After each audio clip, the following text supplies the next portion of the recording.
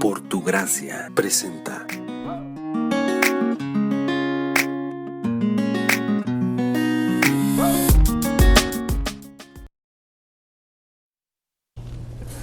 Bueno, vamos a ir a Jueces capítulo 17 y vamos a pedir que sea el Espíritu Santo quien nos hable. Amén. Mi Dios amado, gracias te damos por esta oportunidad que nos das de venir a tu palabra. Pedimos, Señor, la dirección de tu Santo Espíritu. Mi Dios, Señor, que podamos entender tu palabra, escuchar tu voz en nuestros corazones y ser transformados a través de tu preciosa palabra. Gracias te damos, Señor, por esta oportunidad que nos das.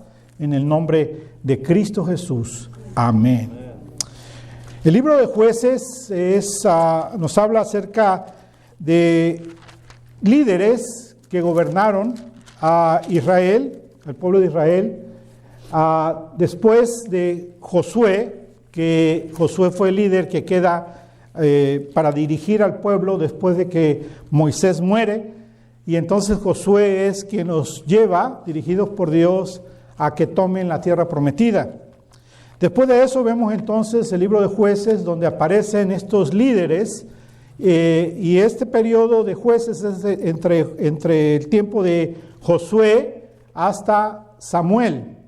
Y vemos nosotros que en este tiempo de Jueces el pueblo buscaba de Dios, se olvidaba de Él, le era infiel a Dios, y entonces caía en problemas y pedían ayuda a Dios, y entonces Dios levantaba a un líder que los ayudara y los sacara del problema donde se encontraban. Pero cada vez se repetía el mismo ciclo. Una vez que salían del problema, la gente se volvía a olvidar de Dios, volvía a pecar contra Dios, a ser infiel a Dios, volvía a caer en problema, y entonces clamaban a Dios, y Dios entonces mandaba a otro líder para que lo sacara de este problema.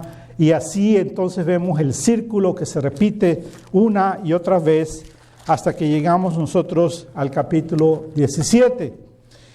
Sansón fue el último de estos jueces, de estos líderes que ayudaron al pueblo en respuesta a la oración del pueblo pidiendo ayuda. Y entonces Dios mandaba a aquel que les iba a ayudar y a dirigir. Pero aquí nosotros en este capítulo 17, 18 hasta el capítulo 21, vemos nosotros que es, como podríamos decir, un apéndice en el libro. Porque aquí ya no nos habla de jueces, ya no nos está hablando de líderes, sino más bien nos está hablando de la condición en la cual se encontraba el pueblo de Dios, la condición espiritual, cómo era que ellos estaban viviendo moralmente y espiritualmente. Y entonces eso es lo que trata del capítulo 17 al capítulo 21. Pero nosotros en este día vamos a ver solamente el capítulo 17, y en este capítulo vamos a ver dos partes. La primera parte nos habla acerca de la condición, la imagen que vemos ahí, vamos a ver la condición espiritual y moral de todo el pueblo. Y la segunda parte vamos a ver la condición moral y espiritual de los líderes religiosos, de los sacerdotes que deben de dirigir al pueblo. Y entonces vemos nosotros aquí en el primer versículo del capítulo 17 que dice: Hubo un hombre del monte de Efraín que se llamaba Micaía, el cual dijo a su madre: los 1100 siclos de plata que te fueron hurtados, acerca de los cuales maldijiste y de los cuales me hablaste, he aquí el dinero está en mi poder, yo lo tomé. Ahora aquí vemos nosotros que cuando empieza el narrador a hablar acerca de este hombre, lo menciona como un hombre. Ahora este hombre puede ser un hombre insignificante. En otras palabras, no es un hombre, no es un líder, no es un hombre que vaya a dirigir al pueblo y que lo vaya a ayudar en sus problemas. Simplemente está hablando de un hombre que representa a todos los hombres del pueblo de Dios, de Israel, ¿sí? Y la condición de todos los hombres. Y vamos a ver aquí también a la madre de este hombre, que también representa las mujeres, la condición espiritual y moral de todas las mujeres del pueblo de Israel.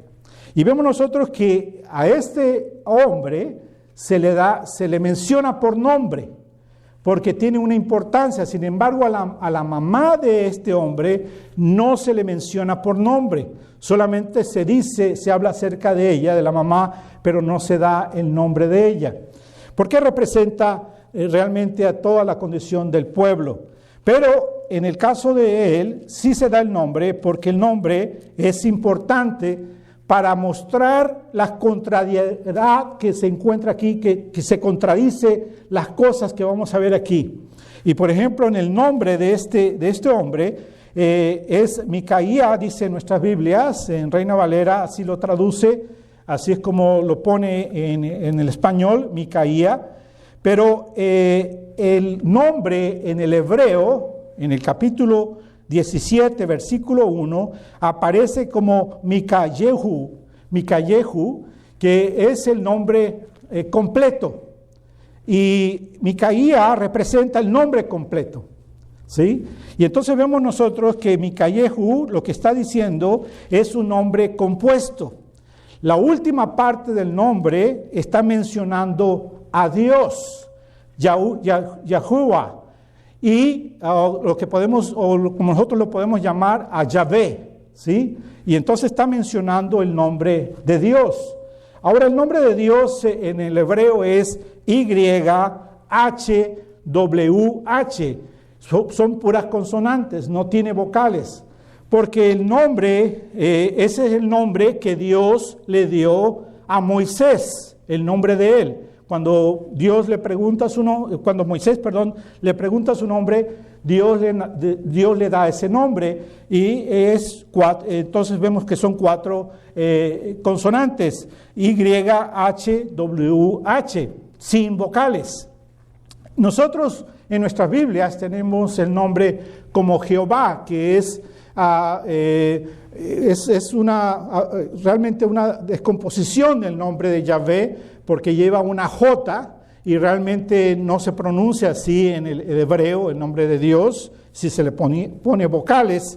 Es más correcto decir Yahvé que en lugar de decir Jehová. Entonces, recuerden eso. Cuando ustedes estén leyendo sus Biblias, ustedes van a encontrar en la Reina Valera y algunas otras traducciones van a encontrar el nombre de Jehová, pero realmente debería ser Yahvé. En algunas traducciones lo que hacen es que en lugar de poner el nombre de Jehová o el nombre de Yahvé, ponen el Señor. Porque realmente los judíos no pronunciaban el nombre de Yahvé porque lo consideraban santo, puro, por lo tanto no lo pronunciaban. Entonces cada vez que veían ellos estas 4 consonantes del nombre de Dios, YHWH, lo que ellos hacían es que pronunciaban la palabra Elohim. Elohim quiere decir Señor. Y entonces en lugar de decir el nombre de Dios, lo que ellos decían era Señor, para respeto al nombre de Dios. Ahora, eso no quiere decir que nosotros no podamos nombrar el nombre de Dios, porque para los judíos el no pronunciar el nombre de Dios llegó a ser más una especie de religiosidad, una especie de fetichismo, ya no tenía un sentido puro, claro, de que era un respeto hacia Dios, sino más bien era una opresión religiosa que se convierte en una opresión religiosa. Nosotros estamos libres de eso porque nosotros podemos mencionar el nombre de Dios y llamar a Dios. Lo que no debemos de hacer es llamar a Dios en vano. Porque Dios no quiere que llamemos su nombre en vano. Muchas veces nosotros llamamos el nombre de Dios en vano cuando mencionamos a Dios en nuestra conversación, cuando Dios no tiene que ver nada con nuestras conversaciones. O por ejemplo, cuando las hermanas o las mujeres o nuestras hijas o nuestras esposas van y ven un hermoso vestido y dicen, ¡ay, Dios mío, qué hermoso vestido! ¿Qué están haciendo? Están llamando a Dios en vano. O los varones, ¿verdad? Podemos también llamar el nombre de Dios en vano. Eso es lo que Dios no quiere que nosotros hagamos, que no llamemos el nombre de Dios en vano. Que cuando mencionemos a Dios, cuando mencionemos su nombre es porque estamos hablándole a Él, porque nos estamos dirigiendo a Él, porque lo estamos honrando y glorificando a Él. Amén. Pero entonces aquí el nombre de este hombre es el nombre de Mika-Yehu, que quiere decir ¿quién es como Yahvé? Es una pregunta. ¿Quién es como Yahvé? Es una pregunta retórica, porque la pregunta es ¿quién es como Yahvé? Y la respuesta es nadie es como Yahvé. Porque Yahvé es uno solo y no hay otro Dios más que un solo Dios, creador del cielo y de la tierra. Entonces imagínense ustedes, cada vez que los padres de Micaía, de acuerdo a la traducción que tenemos, lo llamaban, le estaban diciendo, estaban haciendo la pregunta, ¿quién es como Yahvé? Cada vez que lo llamaban. Ahora, los nombres que tienen que incluyen el nombre de Dios en el nombre, en lo que significa el nombre, es puesto ahí por padres que son devotos. Entonces lo que muestra en la historia aquí es que el papá de este hombre y la mamá de este hombre era un hombre y una mujer devotos de Dios, devotos de Yahvé. Por lo tanto, llamaron a su hijo de esta manera, haciendo esta pregunta, ¿quién es como Yahvé? Nadie, porque solamente hay un solo Dios y a Él es el cual honramos y glorificamos. Entonces representa una gran devoción de parte de los padres. Nosotros cuando llamamos a nuestros hijos, les ponemos nombres porque representa muchas veces algo para nosotros. Representa quizás un ser querido, un abuelo, un bisabuelo, representa un tío, representa al papá, representa a alguien, y entonces en el nombre de él lo ponemos, ¿verdad? Ponemos ese nombre. Pero vemos nosotros que hay gente que pone nombres a sus hijos que no tienen sentido, o que no tienen, lo que significa son cosas realmente vanas, ¿sí? Pues es muy importante entonces para aquellos que estén planeando tener hijos, que el próximo hijo que tengan, oren al Señor y verdaderamente pongan un nombre a su niño que glorifique el nombre de Dios.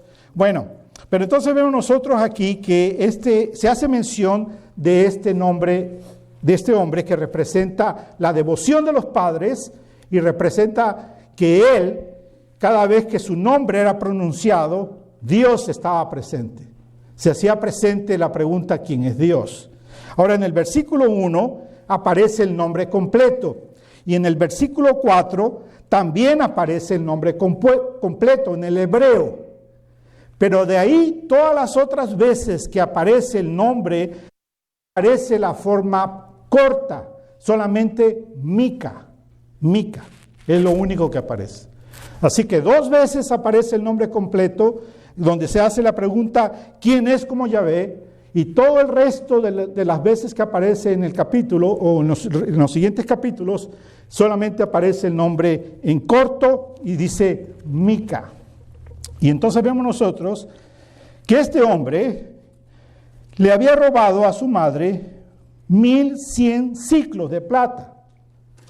Y entonces vemos nosotros aquí en la historia, el narrador nos está diciendo que este hombre vino entonces a devolver el dinero a su madre, ¿verdad? Ahora, aparentemente, este hombre lo está devolviendo porque se ha arrepentido. ¿Sí? Uno puede pensar eso, bueno, se arrepintió de su pecado y por lo tanto entonces ahora vino a entregarle, a regresarle el dinero a su madre. Pero la realidad es otra. Realmente él no se ha arrepentido de corazón.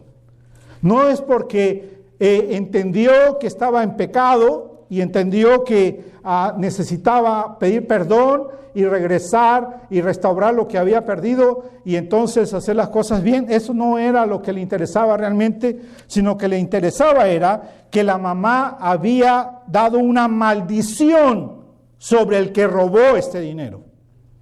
Y entonces vemos nosotros que este hombre era un hombre supersticioso, un hombre que tenía temor a las maldiciones más que a Dios.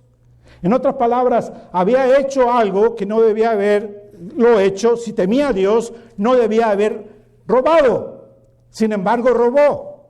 Pero entonces, como se dio cuenta que la mamá maldijo al que robó, le interesaba más entonces, o tenía más temor, no a Dios, sino a la maldición de la mamá.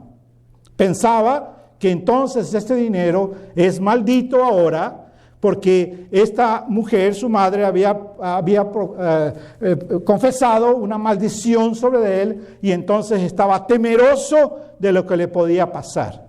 Y viene y le regresa entonces los 1,100 siclos de plata. Y le dice que te fueron hurtados, acerca de los cuales maldijiste y de los cuales me hablaste de aquí. He aquí el dinero, está en mi poder, yo lo tomé. Entonces la madre dijo, bendito sea bendito sea de Jehová, hijo mío. Vemos nosotros entonces que ¿qué es lo que muestra la madre aquí? Que la madre entonces rápidamente, al ver que es el hijo querido quien se llevó el dinero, se arrepintió también de la maldición y rápidamente, ¿qué es lo que hace? Señor, cancelo la maldición y bendigo a mi hijo por lo que ha hecho. ¿Qué está mostrando la mamá? La mamá está mostrando el mismo tipo de superstición que el hijo. ¿Sí? Está mostrando el mismo tipo de corazón que el hijo. Y entonces ella dice, no, bendito seas de Jehová, hijo mío. Ahora vemos nosotros entonces que este hijo ha hecho lo que la Escritura dice, en Éxodo 20:15 dice que no hurtarás, ¿verdad? En Deuteronomio 5:19 también dice, no hurtarás. ¿Y qué está haciendo? Él rompió uno de los mandamientos que Dios ha dado, de no hurtar, él hurtó. Y el otro mandamiento que rompió fue el que no honró a su padre y a su madre, Éxodo 20:12 y Deuteronomio 5:16. Aparentemente aquí la está honrando al venir a restaurar las cosas que hizo mal, pero entendemos que la restauración no es sincera, simplemente es por temor que lo hace, viene a ponerse a cuentas con ella. Y entonces, versículo 3 dice, y él devolvió los 1,100 siclos de plata a su madre, y su madre dijo, en verdad he dedicado el dinero a Jehová por mi hijo, para hacer una imagen de talla y una de fundición, ahora pues yo te lo devuelvo.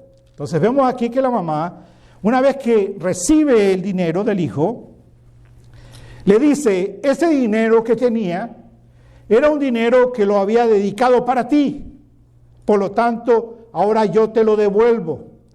La mamá aparentemente le está diciendo, gracias porque lo trajiste, ahora tómalo porque esto había sido dedicado para ti con un propósito. ¿Cuál propósito? Ahí lo dice, para hacer una imagen de talla y una de fundición. Lo que está diciendo aquí es que el escultor lo que hace, primero hace una talla, hace una imagen de madera o de piedra, ¿sí?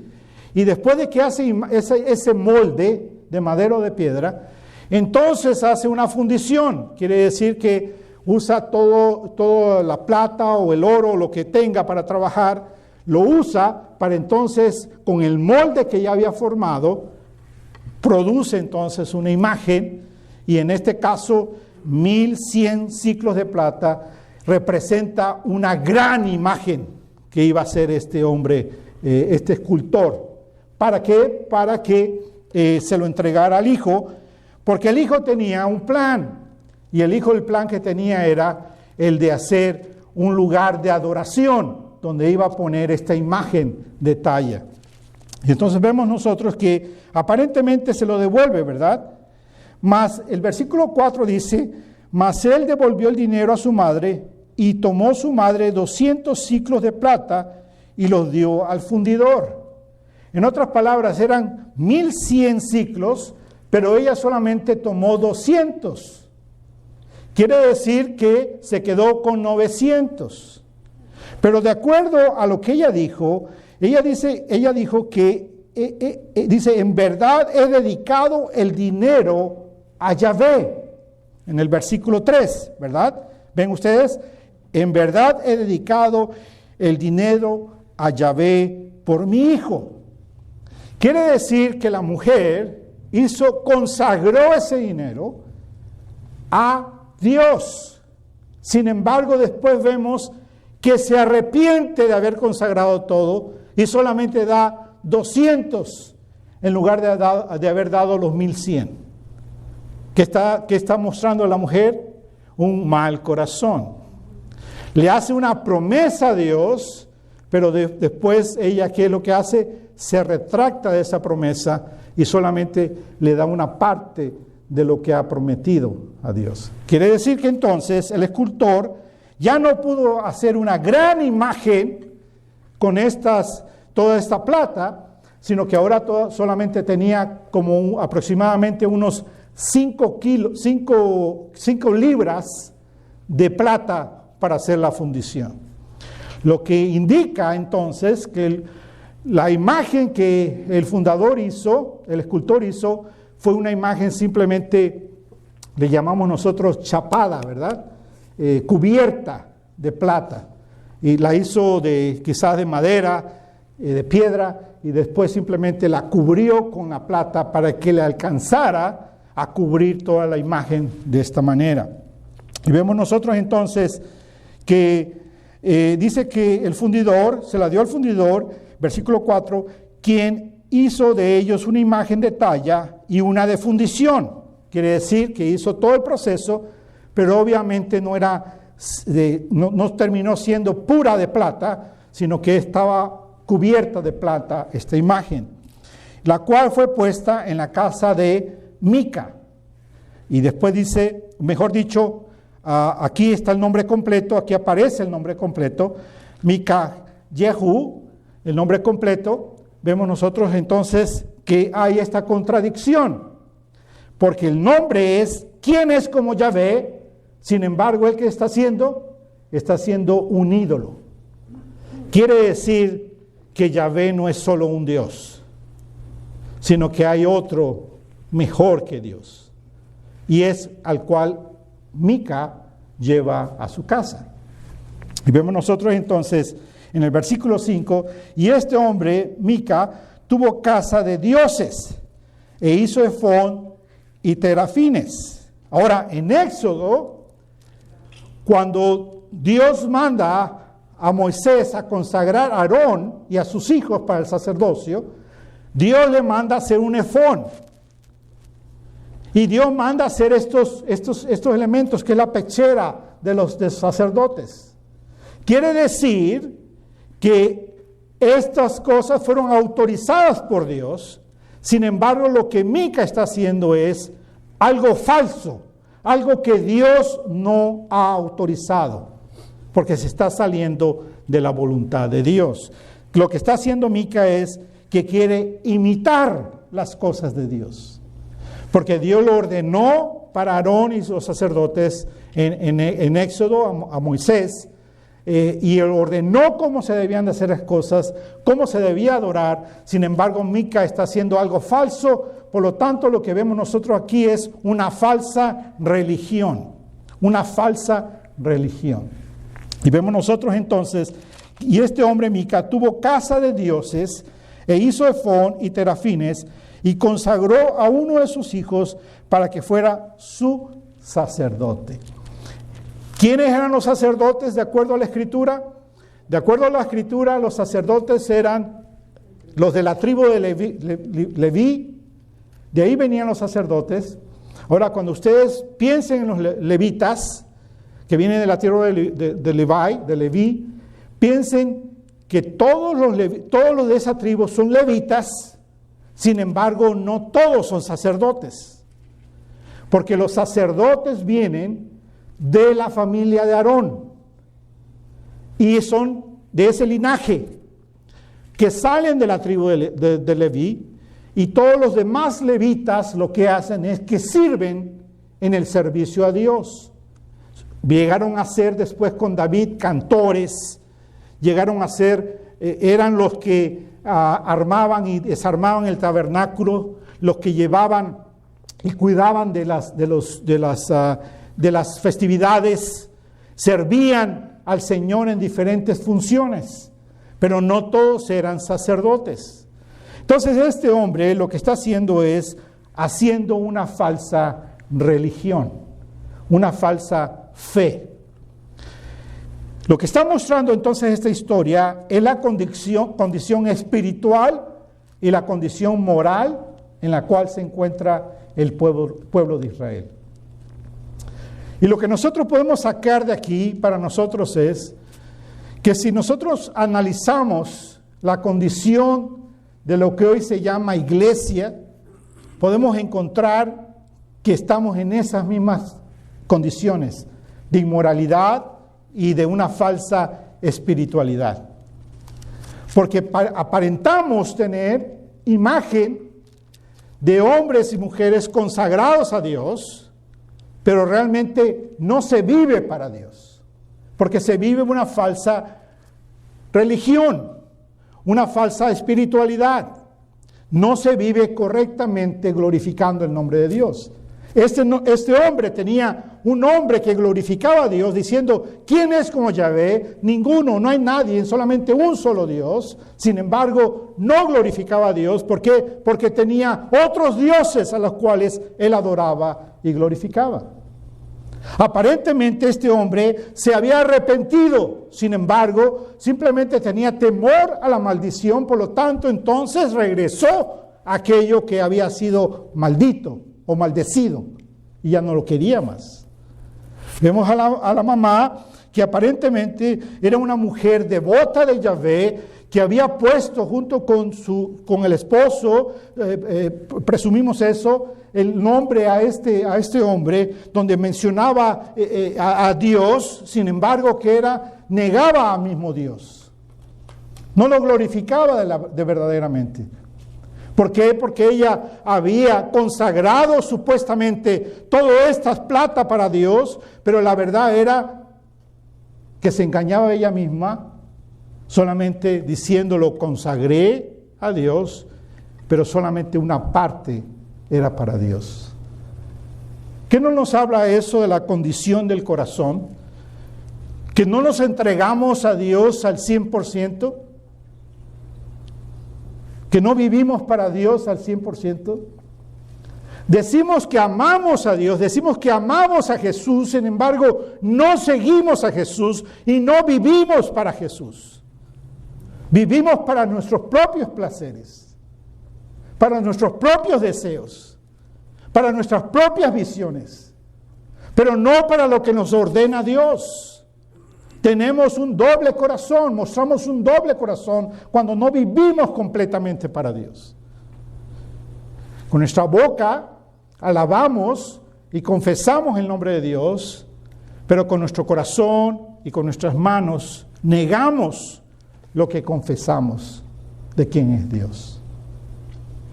Y Dios nos llama a un verdadero arrepentimiento, a que entendamos que esa es nuestra vida como vivimos y no podemos seguir viviendo de esa manera.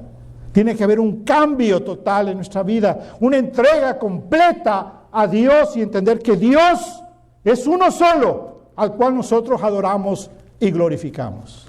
Amén. Y entonces vemos nosotros que esta condición de doble corazón la tiene este hombre, la tiene esta mujer que representa a todo el pueblo. Todos están en esa misma condición. Nosotros, hermanos, tenemos que meditar en esta palabra y pedirle al Señor que nos ayude y nos redarguya, nos convenza el Espíritu Santo de nuestro pecado y podamos realmente pedir perdón y arrepentirnos. Durante estos 20 y tantos años que tengo de pastoreando, he visto una infinidad de ejemplos, de malos ejemplos, de hermanos, hermanas que aparentemente buscaban de Dios cuando estaban en necesidad, buscaban de Dios. Dios era todo, no había otro Dios nada más que un solo Dios. Pero cuando comenzó a llegar la prosperidad, ¿qué es lo que pasa cuando llega la prosperidad? Se apartan, se olvidan de que hay un solo Dios. Y entonces en sus mentes, en su corazón, comienzan a tratar de justificar sus vidas y de justificar por qué hacen esto y por qué hacen aquello ahora. Comienzan a mencionar a Dios, que la bendición viene de Dios y que la prosperidad de ellos y todo lo que tienen y todo lo que hacen vienen de Dios. Sin embargo, ¿qué es lo que está pasando en sus vidas? Están negando al mismo Dios. Porque solamente se cubren con esas declaraciones. ¿Y qué es lo que cubren? Cubren su mal corazón. Cubren la dobleza de su corazón. Y le digo como pastor, yo he visto muchos casos de esos. Muchos casos de esos. Y es triste. Es triste porque la gente se engaña. Esta mujer y este hombre que vemos aquí eran sinceros, pero su sinceridad era letal. ¿A dónde los estaba llevando su sinceridad? Los estaba llevando a la muerte, a la perdición. Porque ellos sinceramente creían que estaban haciendo las cosas para Dios. Sinceramente pensaban, estamos viviendo y glorificando a Dios. Mi nombre, en el caso de este hombre, glorifica a Dios. Sin embargo, tenía otros dioses. La contradicción. Nombre de Dios, pero tiene otros dioses. La mujer también se contradice. Yo dependo de Dios, todo lo que tengo es de Dios, se lo he dedicado a Dios, pero no, solamente una parte. ¿Y a dónde quedó la otra parte? No dice, no se hace mención. Se la quedó. Y entonces vemos la contradicción. Todo esto que vemos aquí es contradicciones. Y ellos piensan que está bien, que lo que están haciendo es una expresión correcta, son espirituales, son creyentes, viven para Dios. Sin embargo, sus vidas no muestran que Dios es verdaderamente Señor de sus vidas. Ahora, fíjense bien, que nosotros podemos apuntar hacia otros, pero recuerden lo que siempre les digo, mientras nosotros apuntamos con un dedo, hay 3 dedos que nos están apuntando. La palabra que les estoy dando, que estamos recibiendo hoy, no es para apuntarles. Es con el propósito de que cada uno de nosotros nos examinemos si verdaderamente somos hijos de Dios, que vivimos consagrados completamente a Dios, o vivimos a medias. El problema del religioso es que cree que está bien. Y el religioso es aquel que dice, y se sorprende y dice, increíblemente, qué hipocresía hay aquí. Qué contradicción hay aquí.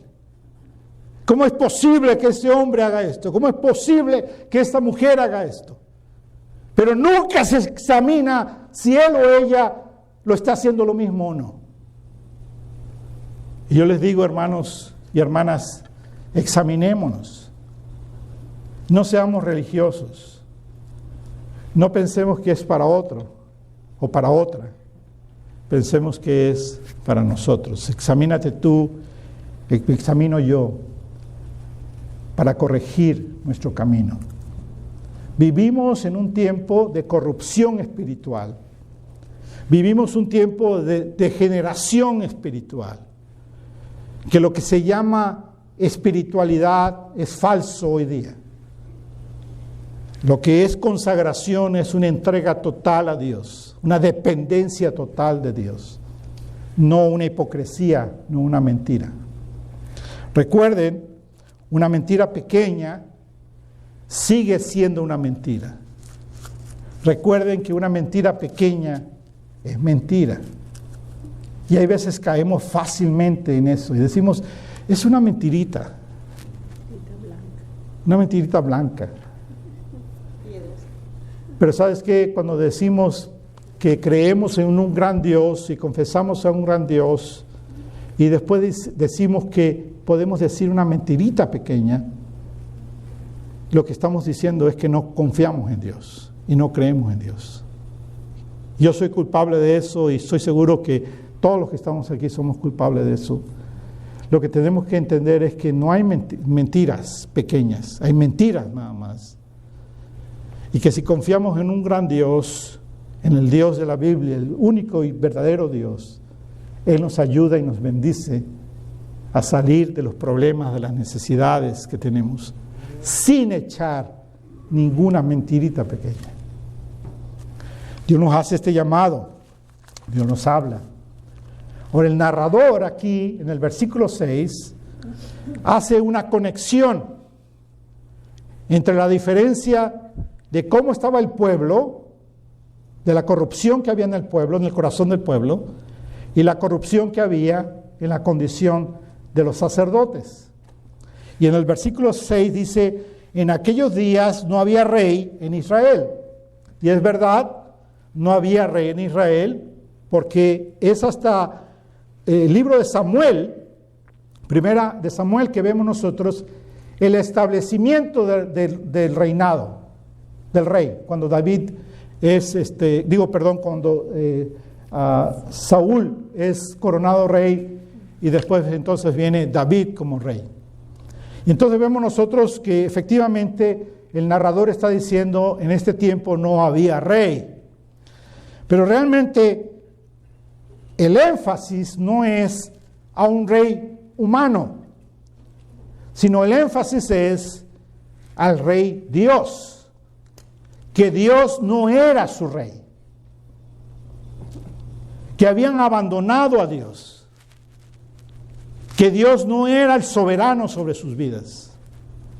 Por lo tanto, ¿qué es lo que hacían ellos? Cada uno hacía lo que bien le parecía. Cada uno hacía lo que bien le parecía. ¿Por qué? Porque Dios no es soberano, Dios no es rey. ¿Qué sucede cuando Dios no es rey? La gente hace lo que bien le parece. No nos importa nada. ¿Cuál es la espiritualidad que estamos viviendo hoy día? La espiritualidad de hoy día dice, todos estamos bien, todos somos buenos, Dios nos ama, por lo tanto podemos hacer lo que nosotros querramos hacer. Y no es así. Porque hay un rey. Querramos o no, hay un rey soberano que es Dios, al cual nosotros le vamos a dar cuenta. Y entonces el narrador dice, en aquellos días no había rey en Israel, cada uno hacía lo que bien le parecía. Y después continúa la historia donde la mujer ya no aparece, ¿verdad? Ya no vuelve a aparecer la mujer. Y vemos nosotros en la historia que esta mujer lo último que hizo fue haber hecho estas imágenes, cosa que Dios había prohibido también en Éxodo 20, 4 y 5, capítulo 20, versículos 4 y 5, y en Deuteronomio 5, 8 y 9, otro de los mandamientos, que no te harás imagen ni semejanza en la tierra, ¿verdad? ¿Y qué fue lo que hizo ella? Hacer una imagen y semejanza para adorar y ponerla en la casa de su hijo. ¿Y su hijo qué hizo? Entonces su hijo hizo una casa de dioses, un templo, y a su hijo lo puso como sacerdote, lo ordenó sacerdote, cosa que va en contra de las cosas ordenadas por Dios. Pero dice el versículo 7, y había un joven de Belén de Judá. Fíjense bien, joven, la palabra que aparece ahí es que este levita, este joven que aparece aquí, era muy joven, ¿ok? Dice, había un joven de Belén de Judá, de la tribu de Judá, el cual era levita y forastero allí. Ahora, lo que dice ahí te puede confundir, porque dice de la tribu de Judá. Espérate, los levitas no vienen de la tribu de Judá. Los levitas vienen de la tribu de Leví, ¿verdad? Entonces, vemos nosotros que simplemente lo que está diciendo aquí, que este levita era un joven que venía de Belén y había estado en Judá, pero no pertenecía a Judá, no sabía a dónde pertenecía. Andaba errante, andaba buscando un lugar. ¿Ok? Y vemos nosotros entonces, versículo 7 que dice, el cual era levita y forastero allí. Este hombre partió de la ciudad de Belén, de Judá, para ir a vivir donde pudiera encontrar lugar, y llegando en su camino al monte de Efraín, vino a casa de Mica. Y vemos nosotros entonces que este hombre andaba buscando un lugar, cosa que era contraria a la palabra de Dios, porque Dios en su palabra había ordenado dónde podían habitar los levitas. Sin embargo, este levita, ¿qué andaba haciendo? Andaba buscando por ahí dónde llegar a una casa donde él se sintiera bien. ¿Qué es lo que estaba haciendo? Estaba huyendo geográficamente, lo que nosotros llamamos huir geográficamente de un lugar. La gente que no está contenta en un solo lugar, que anda de un lugar a otro y no se encuentran en un lugar, ¿qué es lo que está pasando? Hay un problema en su corazón. No está a gusto en ningún lugar. Viene a un lugar, a una iglesia, y le gusta algo, pero lo otro no le gusta, ¿y qué hace? Entonces se va a otra, y va a otra congregación, y no le gusta aquello, pero le gusta esto, no está a gusto, y se va a otra, buscando algo que nunca encuentra. Porque el problema no es los lugares, el problema es el corazón de la persona. El corazón de la persona, que siempre es un corazón forastero, es un corazón que no encuentra paz en ningún lugar. Y entonces vemos nosotros que él llega ahí donde está Mica, a la casa de Mica, y Mica le dijo, ¿de dónde vienes? Y el levita le respondió, soy de Belén, de Judá, y voy a vivir donde pueda encontrar lugar. Entonces Mica le dijo, quédate en mi casa, y serás mi padre y sacerdote, y yo te daré 10 ciclos de plata por año, vestidos y comida. Y el levita se quedó. Ahora, ¿qué pasó aquí? A Mica, el levita, que no se da el nombre del levita aquí, pero sí lo podemos encontrar el nombre del levita en el capítulo 18, versículo 30, podemos darnos cuenta que su nombre es Jonatán, hijo de Gersón, hijo de Moisés. Él y sus hijos fueron sacerdotes de la tribu de Dan. ¿Sí? Entonces vemos nosotros en Jueces 18, 30, ahí da el nombre de este levita, y dice que era nieto de ¿quién? ¿De quién? Manasés.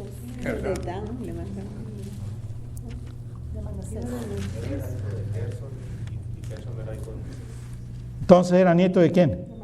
De Moisés. Para así la imagen detalla, y Jonatán, hijo de Gersón, hijo de Moisés, él y sus hijos fueron sacerdotes en la tribu de Dan. En otras palabras, él es nieto de Moisés. ¿Ok? Y Moisés. Ustedes están equivocados. ¿Ok? Tienen que ir y consultar sus fuentes. Ahí dice Manasés, ¿verdad? Pero es Moisés, es nieto de Moisés. En el original dice Moisés, ¿ok? Entonces, por eso cuando uno estudia la Escritura tiene que ver los detalles cuidadosamente, ¿ok? Moisés, sí. Yo consulté el hebreo y es Moisés, ¿ok? Bueno, entonces vemos nosotros que allí aparece el nombre, ¿ok? Y le dice Micaía, ¿de dónde vienes? Y el levita le respondió, soy de Belén, de Judá, y voy a vivir donde pueda encontrar. Entonces, a Mica, este levita le cayó, como decimos, del cielo. ¿Saben por qué le cayó del cielo? Porque Mica hizo un templo, y en ese templo puso falsos dioses para adorar. Y él, consagró a su hijo como sacerdote del templo. Sin embargo, en su conciencia, en su subconsciente y conciencia, Mica no estaba a gusto, porque sabía que lo que estaba haciendo no estaba bien y no tenía ningún respaldo, que él estaba inventando una religión que no existe, una falsa religión, una religión que nació de su corazón, una religión que nació del hombre. Y entonces vemos nosotros que él no estaba a gusto con esto. Así que cuando llega este joven, él se pone contento porque dice, ahora sí, mi templo va a tener verdaderamente a un sacerdote que viene autorizado y respaldado por Dios, porque pertenece a la tribu de Leví, porque es un sacerdote, y entonces ahora sí mi templo va a tener trascendencia, importancia, ¿sí? Y está contento, ¿verdad? Y entonces, ¿qué es lo que hace? Que le dice, le ofrece y le dice, quédate en mi casa y serás para mí padre. Ahora le está diciendo a este joven, fíjense bien, al joven, le está diciendo, vas a ser mi padre. Ahora, es un título de honor, ¿ok? Es un título de honor. Le está diciendo, tú vas a ser mi padre, es un título de honor, tú vas a ser mi padre, vas a ser mi sacerdote. Puede ser que este hombre, Mica, nunca tuvo padre. Fue un hombre que creció con su madre y con esta madre que posiblemente, no dice la escritura, ¿ok? Algunos comentaristas, un par de comentaristas por ahí, teólogos importantes, dicen que probablemente esta mujer no es nada menos que la mujer que se enamoró Sansón, Dalila. ¿Ok? La escritura no lo dice. Sin embargo, estos comentaristas lo ponen así por una razón, porque dicen que a Dalila se le ofreció la misma cantidad de dinero para que entregara a Sansón. Dice que los gobernantes vinieron y le dijeron a Dalila, cada uno de nosotros te vamos a entregar 1100 ciclos de plata si nos entregas a Sansón. Entonces, por ese número de plata es que hacen esa conexión de que podría ser ella. Y podría ser entonces que Mica no tuvo padre, y por lo tanto entonces cuando le está diciendo a este joven, tú serás mi padre, es también no tan solo tú serás el sacerdote que dará legitimidad a mi templo, sino que también voy a tener el padre que nunca tuve en mi casa. Lo que toda familia judía se jacta de tener, al padre que protege y que cuida y que bendice el hogar. Y entonces lo contradictorio de esto es que este joven levita es muy joven, porque de acuerdo a la escritura en Números 4:3 y 4:30, la escritura nos dice que los levitas deben de tener 30 años de edad para empezar su ministerio. Pero aparentemente este joven levita era mucho más joven. En otra escritura, ahí en Número, dice que los levitas empiezan a los 25. Pero en el capítulo 4, versículo 3 y capítulo 4, versículo 30, dice que los levitas empiezan a los 30. Ahora, ¿cuál es la contradicción ahí? ¿Por qué un pasaje dice 25 y dos dicen 30? Y muchos que critican la Biblia dicen, ya ven, hay una contradicción ahí. No, no hay ninguna contradicción. 25 años es cuando empiezan a ser entrenados, aprendices, entrenados, para que cuando cumplan 30 entren en el ministerio de levita. Por lo tanto, no hay ninguna contradicción. Bueno, pero volviendo aquí a Jueces 17, vemos nosotros que este levita es joven. Quiere decir que todavía no está autorizado para servir, porque la Escritura en el hebreo nos está diciendo que es joven, muy joven. Pero este hombre le está diciendo, tú vas a ser mi padre. Y entonces es una contradicción. Aparte que en Isaías 3:12 nos dice que se debe de tener cuidado por cuando hay niños o jóvenes gobernando y mujeres gobernando. Isaías 3, versículo 12, los opresores de mi pueblo son muchachos y mujeres se enseñorearon de él. Pueblo mío, los que te guían te engañan y tuercen el curso de tus caminos. La Escritura nos enseña entonces que cuando hay gente gobernando muy joven, Dios no quiere eso. Y cuando hay mujeres gobernando que se enseñorean, Dios no quiere eso. Y entonces vemos nosotros que regresando a Jueces, vemos nosotros que entonces este levita se queda ahí con él. ¿Y cómo lo compró Mica? Mica lo compró con 10 ciclos de plata por año, que significa mucho dinero, y con un traje o una túnica, un vestido, y con comida diaria. Y entonces el levita se quedó. ¿Qué fue lo que hizo este levita? Vendió su sacerdocio. Él no se encontraba en ningún lugar, andaba de un lugar a otro, andaba buscando lo que su corazón le pedía, hasta que lo encontró en Mica.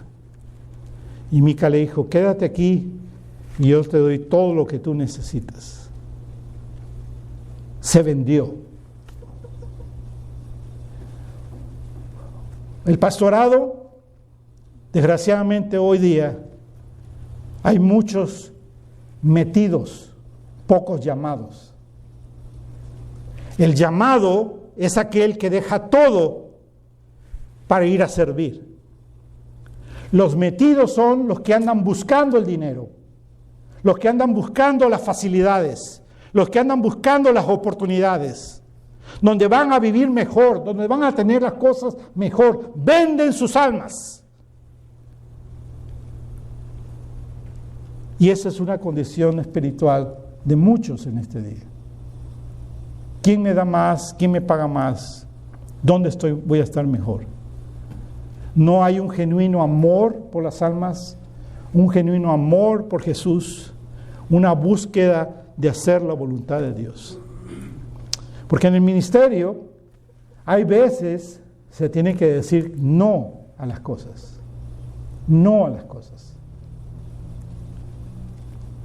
El temor es de que uno se confunda y crea que el dinero o la prosperidad o el estar bien es lo que Dios quiere. No es así. Hay veces Dios te dice, no, ven por el desierto, pasa por el desierto, que yo estoy aquí contigo. ¿Crees en mí? Sígueme a mí. No dependas del dinero. Si tú dependes del dinero, eres como esta mujer, que crees que ese dinero, esos 900 ciclos de plata, es tu Dios. Dependes de eso. No dependas del dinero. No dependas de cuando las cosas te están yendo bien. Depende de Dios, que Dios es quien provee y Dios es quien bendice. No vendas tu alma, sino que sírvele al Señor. Y dice la palabra de Dios, versículo 11, agradó pues al levita morar con aquel hombre, y fue para él como uno de sus hijos. Y Mica consagró al levita, y aquel joven le servía de sacerdote, y permaneció en casa de Mica. Y Mica dijo, ahora sé que Jehová me prosperará, porque tengo un levita por sacerdote. ¿Qué está diciendo en ese versículo? Está engañado. Se engaña a sí mismo. Porque dice, ahora sí, tengo un verdadero sacerdote conmigo, por lo tanto entonces va a haber bendición, porque Dios me ha aprobado. No, hermanos, no es así. No es así. Cuando el corazón no está con Dios, Dios no está contigo. Es cuando nos arrepentimos, pedimos perdón y dependemos solamente de Jesús. Que Jesús sea quien nos cubra, que Jesús sea nuestro Señor, que Jesús, la sangre de Cristo, sea verdaderamente quien nos haya lavado y pagado por nuestros pecados. Que sea Cristo nuestro protector, Cristo nuestra roca, Cristo nuestro proveedor, Cristo nuestra bendición, Cristo nuestro Señor. Que Cristo sea lo más importante en nuestras vidas. Nunca hagas nada sin Cristo. No prometas cosas sin Cristo. No digas tú, yo voy a hacer esto para Dios y no lo hagas. No hagas eso. Mejor no digas nada. Quédate callado hasta que verdaderamente tú de verdad te consagres a Dios y digas, yo voy a hacer esto por Cristo. Y entonces te mueves en esa dirección. Porque si no, entonces estamos siendo hipócritas, y estamos siendo mentirosos y no hacemos las cosas bien. Cuando decimos que vamos a hacer algo para Dios y no lo hacemos. Cuando decimos que vamos a dar algo a Dios y no se lo damos, o le damos la mitad, o le damos una parte. No hagamos eso, hermanos. Seamos sinceros de corazón. Y si nos comprometemos a algo, lo hacemos al 100% para el Señor, aunque haya complicaciones, aunque haya problemas de tiempo, aunque haya problemas de dinero, aunque haya problemas con la familia, uno le sirve al Señor y Dios respalda, y la gloria es solamente para Él. Amén. Que este ejemplo de cómo el pueblo estaba, de cómo el liderazgo estaba, sea un ejemplo para que nosotros aprendamos a hacer lo correcto. A que en nuestros hogares honremos y glorifiquemos a Dios, y a que en nuestros hogares sirvamos a Dios, en nuestra iglesia sirvamos a Dios con todo nuestro corazón. Acuérdate que esto es individual. Esto es individual, eso es cada uno de ustedes. Por supuesto, los varones, los padres de familia, tienen mayor responsabilidad. Porque si tú decides seguir a Cristo, entonces ahora tú eres quien debes de dirigir a tu esposa y a tus hijos que sigan a Cristo. Si el varón sigue a Cristo, tú puedes enseñar a tu esposa, cuando hay rebeldía en tu esposa, a que siga a Cristo, a que busque de Cristo. El problema es cuando el varón no sigue a Cristo y la esposa sigue a Cristo. Entonces ahí se convierte en un problema que la mujer le quiera decir al varón, sigue a Cristo, porque entonces hay dificultades en el hogar. Por eso queremos que el varón sea el consagrado, para que el varón entonces pueda cuidar de su esposa y que siga a Cristo, y de sus hijos que sigan a Cristo. Ahora, ¿qué sucede cuando la esposa tiene un esposo que no quiere seguir a Cristo? Sé fiel a lo que la palabra de Dios dice. Sé buena esposa. Sé buen ejemplo para tu esposo. Sé una mujer dedicada, devota a Dios y dedicada y devota a tu esposo, mostrándole amor, mostrándole que Cristo vive en ti, para ganarlo para Cristo.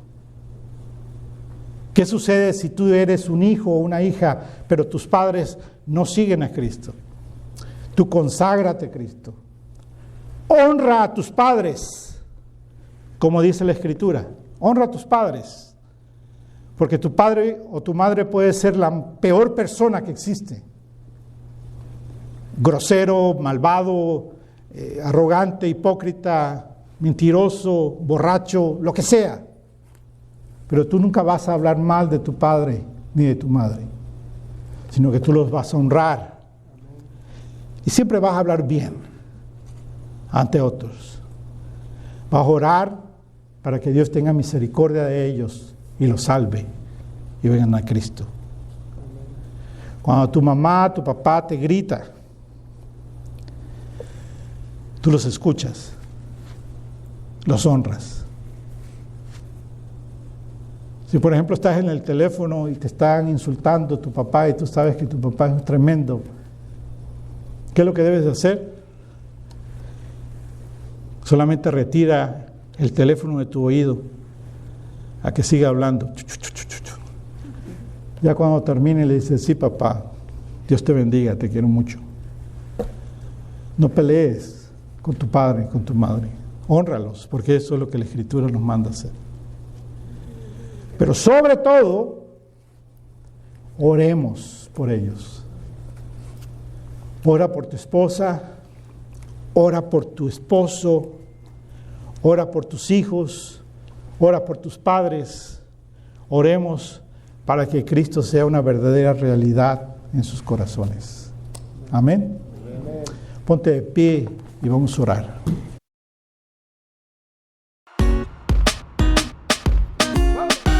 Por tu gracia, hablando la verdad en amor.